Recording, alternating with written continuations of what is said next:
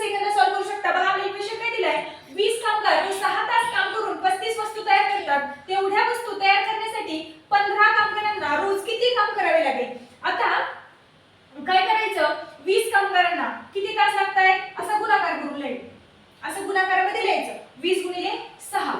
आता 15 कामगारांना आपल्याला सांगितले, मग आता किती तास आहेत त्याला x मानू आपण, जे तास आपल्याला काढायचे आहेत त्याला काय म्हणू आपण, x मानू। आता काय करायचं, 20 गुणिले 6 असंच लिहून घ्यायचं। आता हे 15 इकडे काय आहेत गुणाकारामध्ये, इकडे घेतल्यानंतर